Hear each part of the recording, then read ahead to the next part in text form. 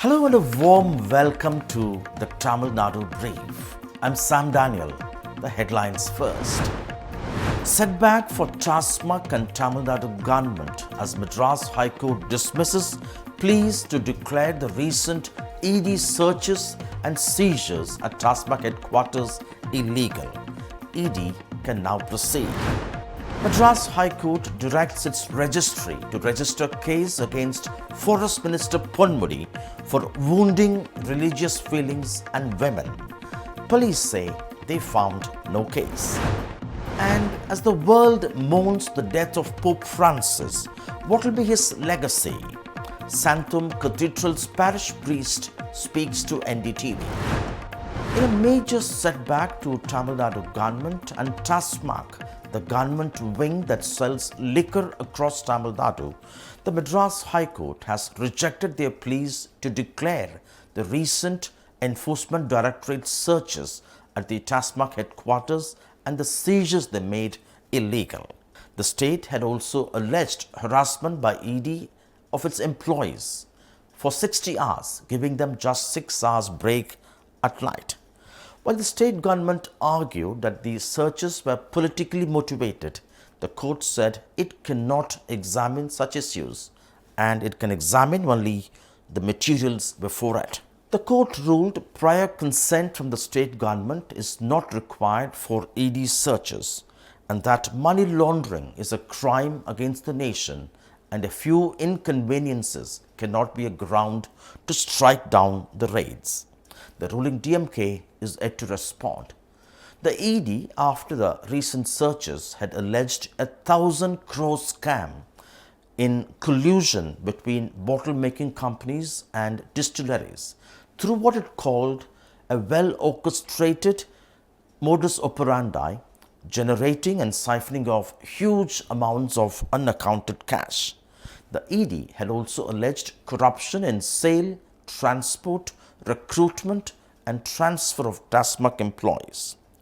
Excise Minister Senthil Balaji had earlier denied these allegations and called these politically motivated by the ED in the context of a tough stance taken by the Tamil Nadu Chief Minister against the centre on delimitation. And more trouble for Forest Minister Ponmudy. Today, the Madras High Court directed its registry to register a case against the minister for what it calls wounding sentiments of Saivaites, Vaishnavaites and women. Justice Anand Venkatesh had last week directed the police to file an FIR against the minister. However, the police today told the court that they found no case against the minister, particularly after the Madurai bench of the Madras High Court had closed a few cases on the same issue. In a video that NDTV cannot independently verify, Minister Ponmudy is seen making explicit derogatory and vulgar comments on sex workers with casteist overtones. DMK MP Kanimozhi had immediately condemned this and called it unacceptable. BJP leader Annamalai had demanded dropping Ponmudy from MK Stalin's cabinet, saying his comments make him unfit to be a minister. Ponmudy had made these comments at a private indoor meeting organized by the Periyar Dravidar Kalagam, a rationalist outfit. Tamil Nadu Chief Minister M.K. Stalin, as president of the DMK, had immediately stripped Ponmudy of his party position as Deputy General Secretary. Ponmudy expressed unconditional apology.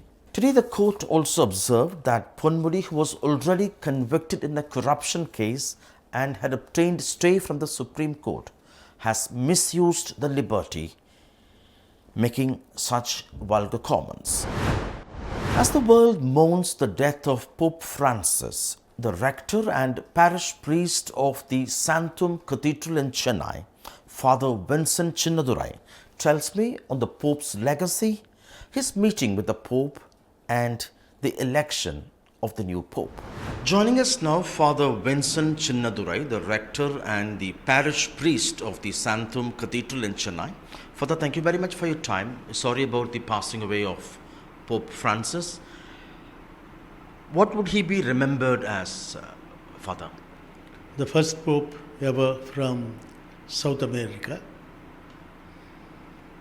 He will remember, and his legacy would be concern and care for the poor, the downtrodden, the marginalized.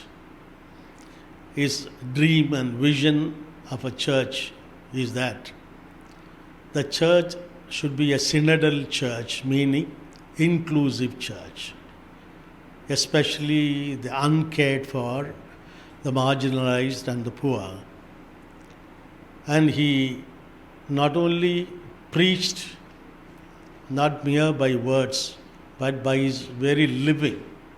Every day, he, day in and day out, he remembered them, and especially the migrants, the poor, irrespective of religion. For him, humanity was important. So he asked the church to go out to the boundaries, go out of the comfort zone, care for the poor, the marginalized, the widows, the migrants. And whenever there was anything against justice, he was the conscience of the world conscience keeper. Right. He, with boldness and courage, he would plead to the national leaders, and he was ready, and he did it. He fell at the feet of South Sudan president and the leaders, all those who were fighting. He literally fell at their feet and kissed their feet, begging them, requesting them to cease war and violence. To such a man we have lost. So the legacy that he is leaving behind the church today, which will be remembered and be lived, carried out by the church, is the care for the uncared for, to the poor, the marginalized, even LGBTs, everybody, migrants. He made a big appeal to receive migrants, and he knew what it was to be a migrant. And he used to say, even Jesus was a migrant when he was as a child. He had to flee for his life from place to place. Such a person who has the concern for the poor, we have lost. You also brought in transparency in the church. Very much. He said the church should be transparent, and a lot of reforms with regard to the Vatican Bank and even the dealings with money, property, everything. He brought in a lot of transparencies, and so far the place that have been given occupied by only men. Now he began to, even within the Vatican, in so-called offices, powerful offices, he has appointed women. First time a pope has done this. Such a man who embraced the entire humanity. Right. And now what happens, Father? How does the process for the selection or election of the next pope, how does it start? When does it start? After the funeral, there will be, within a week, the cardinals who are below the age of 80 will gather for the conclave. Conclave means where they will officially elect the pope. So the conclave will commence after a week of the burial, and within a few days they will elect a pope with a 2/3 majority. And it will, as we know that when black smoke comes out, we know that still the pope is not elected. When white smoke comes from the chimney of St. Peter's Church, or from where Michelangelo's Sistine Chapel, from the chimney of the Sistine Chapel, when we get the white smoke, then the whole world knows that the new Pope has been elected. Father, share with us your personal meeting with Pope Francis. I had the opportunity of meeting His Holiness Pope Francis on May 18th, 2018, with the kindness of our Archbishop George Anthony Sami. So I had the privilege and the blessed time to meet His Holiness Pope Francis. I had the opportunity to concelebrate the Holy Mass along with him. And after the Holy Mass, I had my personal time to express reverence and love, filial love towards him, adorning a shawl and a cardamom garland. And he was very personal, asking about the pastoral ministry that I am doing, and he encouraged me to go ahead, asking me to pray for him. Please pray for me. That is the last word he told me. I was privileged to meet His Holiness in Vatican, where he was staying, Santa Marta, Casa Santa Marta, where he is staying.